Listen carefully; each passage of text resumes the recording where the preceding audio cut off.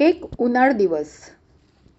April महिन्यात वाशी येथे भरलेलं महालक्ष्मी सरस तुडुंब एन्जॉय केलं होतं आणि तरीसुद्धा बीकेसीला महालक्ष्मी सरस भरलं आहे अशी वार्ता लागताच आम्ही तिघी मैत्रिणी उन्हाळपणा करायला निघालो तडक.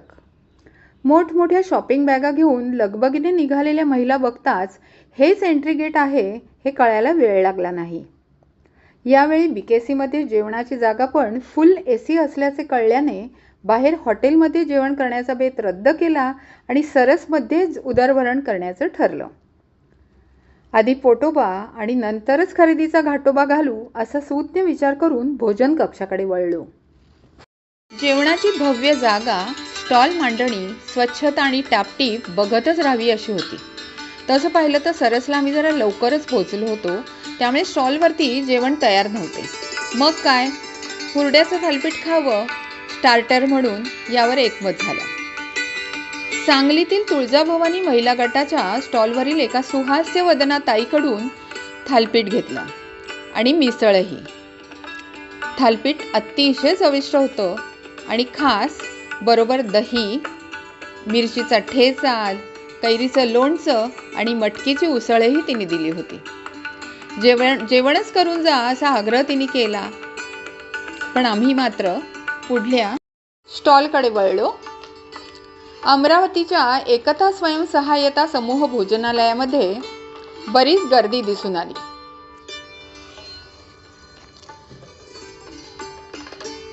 $82 क्रमांकाच्या या स्टॉलवरती मराठी पदार्थांची नुसती रेलचेल दिसत होती.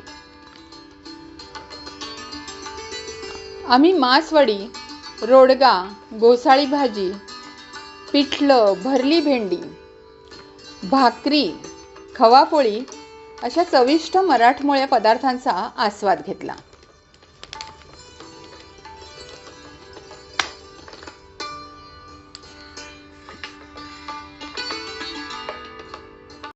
इतकं भरपेट घरी जेवलो असतो तर ढाराढूर पंढरपूर अशी जालीम उपाययोजनाच केली असती. पण इथे मात्र हले डुले करत सेल्फी पॉइंटला जाऊन फोटो काढले आणि हौस भागवली. जेवण झाल्यावरती शतपावली करणे केव्हाही चांगलेच असे म्हणत निदान 100 स्टॉल्स तरी पाहूयात असे म्हणून आम्ही आत वळलो. वाशीला केलेल्या अफाट खरेदीमुळे शेवटी पिशव्या आणि चालण्याची एनर्जी संपली होती.